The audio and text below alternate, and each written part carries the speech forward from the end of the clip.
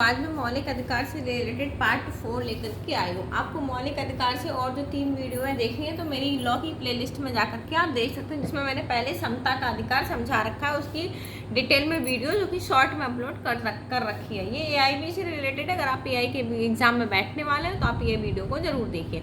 AIB के अगर आप लॉ पढ़ रहे हैं या फ्रेशर हैं तो आप ये वीडियो आपके काम आ सकती है। तो नेक्स्ट दूसरा है स्वतंत्रता का अधिकार, जो अनुच्छेद 19 से लेकर के 22 तक होता है, जिसमें अनुच्छेद 20, 21, 22 चार अनुच्छेद होते हैं, आर्टिकल होते हैं।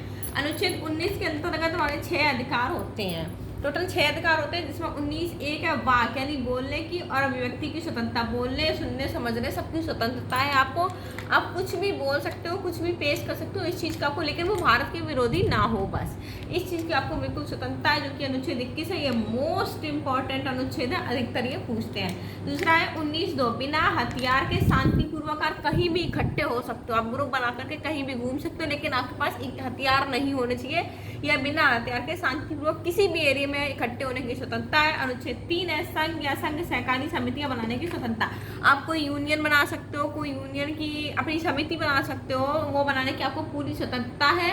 नेक्स्ट है 19(4) भारत में स्वतंत्र रूप से घूमने की स्वतंत्रता, आप भारत के किसी भी हिस्से में स्वतंत्र रूप से बिना वीजा बिना किसी भी चीज़ के घूम सकते हो। ये आपको भारत में स्वतंत्र रूप से घूमने की स्वतंत्रता है। आपको किसी भी पासपोर्ट की कागज़ की कुछ भी ज़रूरत नहीं होगी। भारत के एरिया के अंदर अगर आप घूम रहे हो तो आपके पास भारत की नागरिकता है। तो नेक्स्ट अनुच्छेद 19(5), भारत के किसी भी हिस्से में आपको रहने की भी स्वतंत्रता है। अगर आप भारत के नागरिक हो तो आपको भारत के किसी भी हिस्से में रहने की पूर्ण स्वतंत्रता है। आप कहीं भी जाकर के रह सकते हो, कोई ये नहीं कह सकता कि भाई आप वहाँ के रहने वाले हो, आप यहाँ क्यों रह रहे हो।